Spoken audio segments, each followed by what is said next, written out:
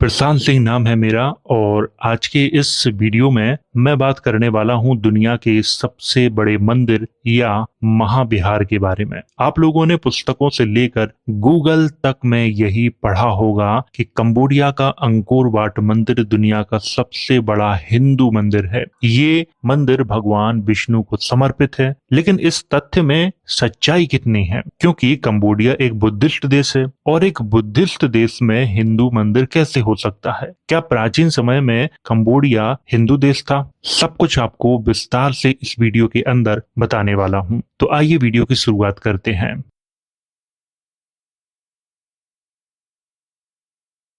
इस वीडियो के अंदर मैं आप लोगों को जो जानकारी देने वाला हूं, वो जानकारी मैंने कहां से ली है, सबसे पहले वो मैं आपको बताता हूं। तो सामने आपको दो बुक्स दिखाई दे रही होंगी। इन दो बुक्स से मैंने जानकारी ली है। अगर आप इन्हें पढ़ना चाहते हैं तो इनकी जो लिंक है वो टेलीग्राम चैनल पे आपको मिल जाएगी, तो वहां से मंगवा के इन्हें आप पढ़ सकते हैं। तो वीडियो की जो शुरुआत है वो यहाँ से होती है। अंकोर वाट मंदिर कंबोडिया देश के उत्तर पश्चिमी भाग में स्थित है। कंबोडिया का ये प्रसिद्ध मंदिर लगभग 400 एकड़ से ज्यादा एरिया में फैला हुआ है। कंबोडिया के इस मंदिर का निर्माण खमेर राजा सूर्यवर्मन द्वितीय के द्वारा करवाया गया था। अंकोर वाट मंदिर को दक्षिण पूर्व एशिया की सांस्कृतिक, धार्मिक और वास्तुकला के प्रतीक के तौर पर भी देखा जाता है। अंकोर वाट मंदिर यूनेस्को की विश्व धरोहर स्थलों की सूची में भी शामिल है। भारत के कुछ अति विद्वान इतिहासकारों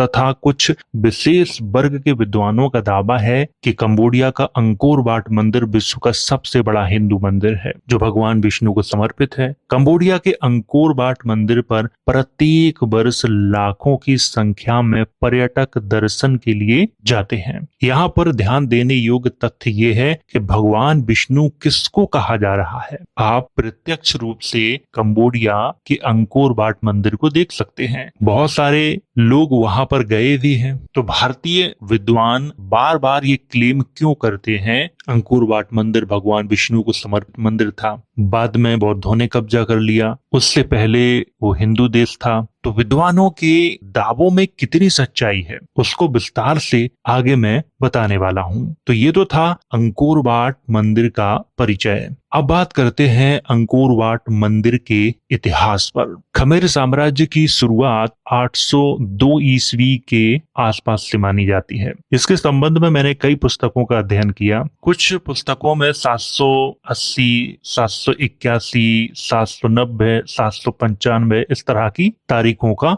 वर्णन भी किया गया है, लेकिन अधिकतर जो इतिहासकार हैं वो 802 ईस्वी मानते हैं। और मैंने जिन किताबों को प्रारंभ में दिखाया था उनमें भी 802 ईस्वी का ही जिक्र किया गया है, इसीलिए मैंने यहाँ पे 802 ईस्वी लिखा हुआ है। तो खमेर साम्राज्य की जो शुरुआत है वो 802 ईस्वी से मानी जाती है। और किसने की थी? खमेर राजकुमार जयवर्मन द्वितीय ने। कंबोडिया के महेंद्र पर्वत पर उन्होंने क्या किया था कि देवराज की उपाधि धारण करके स्वयं को चक्रवर्ती राजा घोषित कर दिया था। यहाँ पर थोड़ा सा मैं रुकना चाहूंगा। कंबोडिया में पहले से महेंद्र पर्वत था। अब महेंद्र पर्वत का नाम महेंद्र पर्वत क्यों पड़ा, आपको ये जानना चाहिए। सम्राट अशोक के पुत्र और पुत्री संघमित्रा और महेंद्र धम्म का प्रचार करने के लिए श्रीलंका गए थे। उसी समय से श्रीलंका के आसपास के जितने भी क्षेत्र थे वहां धम्म का प्रचार हो चुका था। और ये घटना 802 ईस्वी के आसपास की है,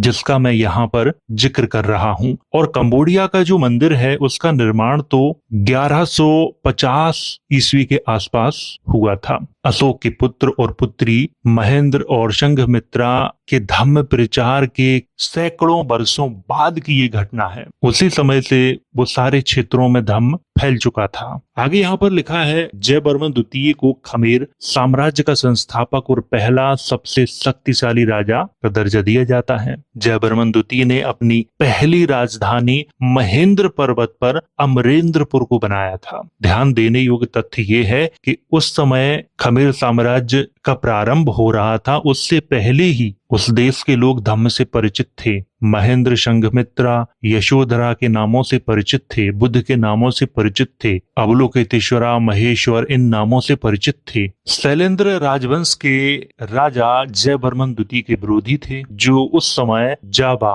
अर्थात आज के इंडोनेशिया में शासन कर रहे थे। जयवर्मन द्वितीय का जो शासन काल है वो माना जाता है 802 से 835 ईस्वी के मध्य में माना जाता है। उससे पहले जयवर्मन एक सरदार थे, ये आपको ध्यान में रखना है। खमेर साम्राज्य के काल को अंग कोरियाई काल के नाम से भी इतिहास में जाना जाता है। यहाँ पर आपको ध्यान देना है, जयवर्मन द्वितीय ने खमेर साम्राज्य की शुरुआत की थी और इसके बाद कई राजा हुए। लेकिन यहाँ पर मैं आपको जो जानकारी दे रहा हूँ वो अंकोर वाट मंदिर के बारे में दे रहा हूँ। तो संस्थापक के बारे में मैंने आपको जानकारी दी, इसके बाद मैं सीधे उस राजा के बारे में आपको जानकारी दे रहा हूँ जिसका नाम है सूर्यवर्मन द्वितीय, और इसी ने अंकोर वाट के मंदिर का निर्माण करवाया था। सूर्यवर्मन द्वितीय का जो वास्तविक नाम है वो है सोरियो बोर्मोअन, बाद में इसको सूर्यवर्मन लिखा गया है। सूर्यवर्मन का शासन काल 1113 से 1150 ईस्वी के मध्य में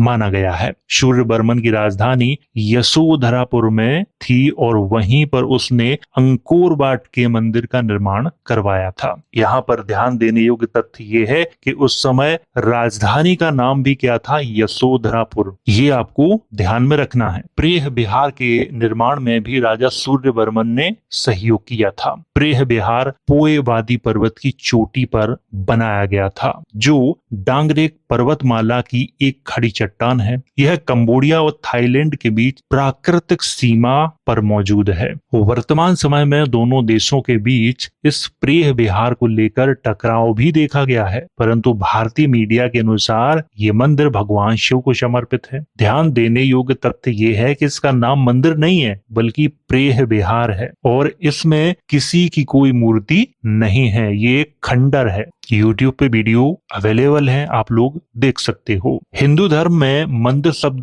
का महत्व है और विहार शब्द बौद्ध धर्म का है। अंकोर वाट का मंदिर रेत और पत्थर से निर्मित है। इसमें लगभग 50 टन पत्थरों का प्रयोग किया गया है। इस मंदिर का आकार एक मंडल के जैसा दिखाई देता है। अंकोर वाट मंदिर के 5 शिखर हैं जो पंचशील का प्रतीक हैं। यहाँ पर थोड़ा सा मैं रुकना चाहूंगा। 5 शिखरों को भारतीय इतिहासकार कहते हैं कि ये 5 समुद्रों का प्रतीक हैं, लेकिन बौद्ध परंपरा में चाहे वो महायान हो या हीनयान, पंचशील की बात की गई है, अष्टांगिक मार्ग की बात की गई है और इन्होंने 5 शिखर जो पंचशील के प्रतीक थे उनको 5 समुद्रों का प्रतीक बताया है, जबकि ये तथ्य पूरी तरह से गलत है। मैं जिस किताब से आपको ये इतिहास बता रहा हूँ उस किताब में पंचशील का प्रतीक लिखा हुआ है और दुश्मनों से रक्षा के लिए अंकोर वाट के चारों ओर खाई भी खोदी गई है और उसमें पानी भरा गया है। अंकोर वाट को खमेर स्थापत्य कला का सबसे उत्कृष्ट नमूना माना गया है। नक्काशी, मूर्ति कला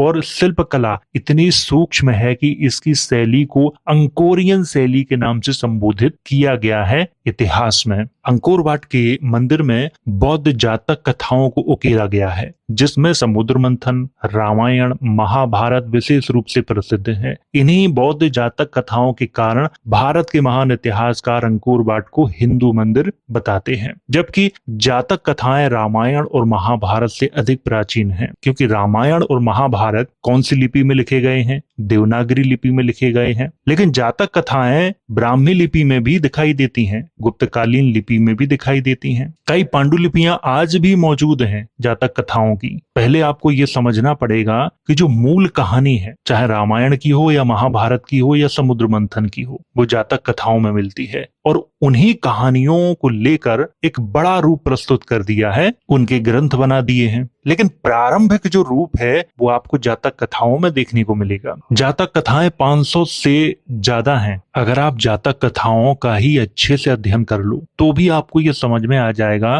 कि रामायण, महाभारत, समुद्र मंथन और न जाने अनेक पात्रों की मूल कहानियों से आप परिचित हो जाओगे। यहाँ पर मैं एक नाम ले रहा हूँ और वो नाम आप लोगों ने बहुत सुना है, हनुमान जी का। क्या आप हनुमान जी का वास्तविक नाम जानते हो? उत्तर होगा नहीं। जो लोग दिन रात पूजा करते हैं हनुमान जी की, वो भी उनका वास्तविक नाम नहीं जानते हैं। हनुमान जी पे बड़े बड़े ग्रंथ आपको मिल जाएंगे, लेकिन उनसे पूछो कि इनका वास्तविक नाम क्या है, तो उनके पास इसका कोई उत्तर नहीं है। ये एक मल्ल राजा की कथा है। हमारे इतिहास को आपसे इस कदर छुपाया गया है जिसकी आप कल्पना भी नहीं कर सकते। कंबोडिया के प्राचीन इतिहास का अध्ययन करने से ज्ञात होता है कि वहां कभी हिंदू धर्म था ही नहीं। अगर कंबोडिया कभी हिंदू धर्म को मानने वाला देश रहा होता तो आज वहां पर भी वर्णवाद तथा जातिवाद दिखाई देता। प्राचीन काल में कंबोडिया जनजातीय समूहों के संरक्षण में रहा है। इसके बाद वो थेरवादी बौद्धों के संरक्षण में चला गया, फिर महायानी बौद्धों के संरक्षण में चला गया, और कुछ महायानी राजाओं ने इस तरह के जो बिहार हैं उनका निर्माण कराया,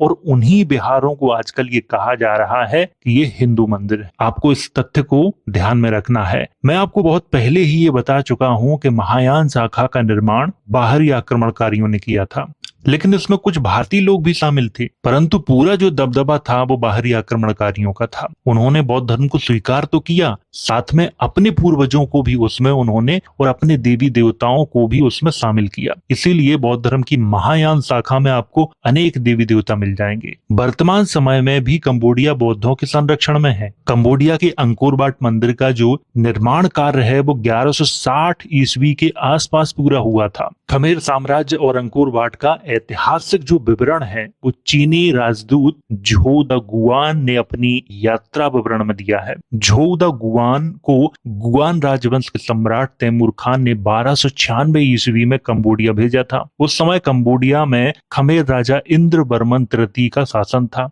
जिससे श्री इंद्र बर्मन के नाम से भी जाना जाता है। चीनी राजदूत झो द गुआन के यात्रा विवरण में अंकोर वाट और राजधानी का अच्छा विवरण दिया गया है। उसके यात्रा विवरण में लिखा है, नगर की दीवारें लगभग 20 ली परिधि की हैं। इसमें 5 प्रवेश द्वार हैं, जिनमें से प्रत्येक में 2 द्वार हैं, एक दूसरे के सामने। शहर की दीवारों के बाहर एक बहुत बड़ी खाई है। इस पर बड़े बड़े पुल बने हैं जो शहर में बड़ी सड़कों को जोड़ते हैं। नगर के 5 द्वार एक जैसे हैं। पुलों की मुंडेरें पत्थरों से बनी हैं और सांपों के आकार में खुदी हुई हैं। हर सांप के 9 सिर हैं। यहाँ पर थोड़ा सा मैं रुकना चाहूंगा। आपने 5 सिरों वाले सर्पों की मूर्तियां देखी होंगी, 7 सिरों वाले सर्पों की मूर्तियां देखी होंगी। यहाँ पर 9 सिरों वाले सर्पों की बात की जा रही है, अर्थात बहुत बाद के नागवंशियों की यहाँ पर चर्चा की गई है। और ये विवरण किसमें है? चीनी यात्री के यात्रा विवरण में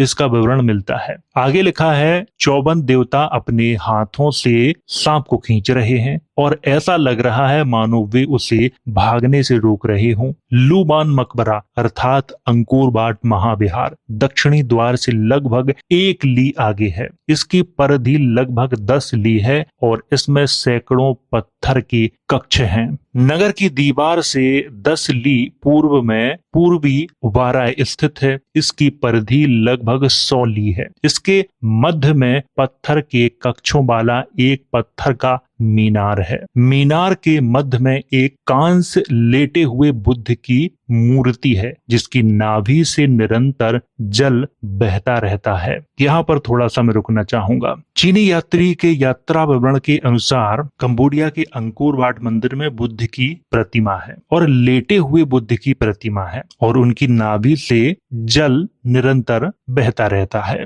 ऐसा उसने लिखा हुआ है। और यहाँ पर मैं आपको बताना चाहूंगा कि जब जब लेटे हुए बुद्ध की प्रतिमाएं देखी गई हैं भारत में भी, तो उन प्रतिमाओं को भगवान विष्णु की प्रतिमा बताकर समाज में प्रचारित किया जाता। पर वास्तव में वो मूर्तियां हैं किसकी, बुद्ध के कौन से स्वरूप की मूर्तियां हैं वो, उसकी चर्चा मैं लास्ट में करूंगा। आगे यात्रा विवरण में लिखा है, शाही महल, अधिकारियों के आवास और बड़े बड़े भवन सभी पूर्व की ओर मुख किए हुए हैं। अर्थात राजाओं के भवन हो चाहे अधिकारियों के भवन हो, उन सभी का जो मुख है वो पूर्व की ओर है। अब पूर्व की ओर क्यों है? क्योंकि भगवान बुद्ध को जब ज्ञान प्राप्त हुआ था तो उनका मुख भी पूर्व की ओर ही था। तब से ये परंपरा बौद्ध धर्म की दोनों शाखाओं में दिखाई देती है। आगे लिखा है, महल सोने के पुल वाले सोने के बुर्ज के उत्तर में है, उत्तरी प्रवेश द्वार के पास स्थित है। इसकी परिधि लगभग 5 या 6 ली है। महल के अंदर एक सोने का बुर्ज है जिसके शिखर पर राजा रात में सोते हैं।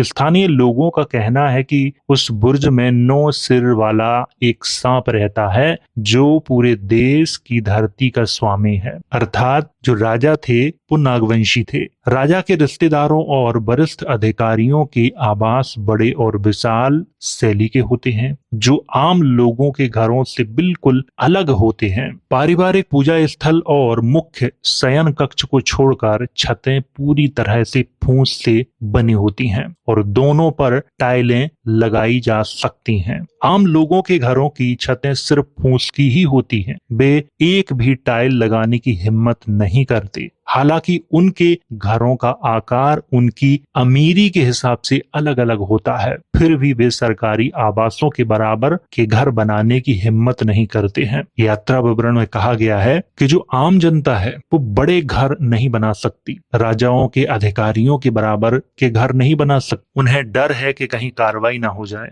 और उनके घर फूस के होते हैं, वो टाइल नहीं लगा सकते अपने घरों में। आगे लिखा है, रोजमर्रा की लेखनी और आधिकारिक दस्तावेज मुंतजाक हिरण आदि की खाल पर लिखे जाते हैं जिसे काले रंग से रंगा जाता है। लिखने के लिए लोग चाक जैसे एक प्रकार के पाउडर का इस्तेमाल करते हैं जिसे सुगो नाम की एक छोटी सी छड़ी में लपेटा जाता है। किसी गीली चीज से निशान मिटाए जा सकते हैं। स्थानीय लोग जो व्यापार करना जानते हैं वे सभी महिलाएं हैं। यहाँ रोजाना सुबह 6 बजे से दोपहर तक बाजार लगता है। कोई स्टॉल नहीं है, बस जमीन पर एक तरह की चटाई बिछी है। मुझे लगता है कि अधिकारियों को किराया देना पड़ता है। कम मूल्य की वस्तुओं के बाजार में लेन देन चावल या अन्य अनाज से किए जाते हैं। ज्यादा मूल्य के लेन देन कपड़े से किए जाते हैं। सबसे अधिक लेन देन सोने और चांदी से किए जाते हैं।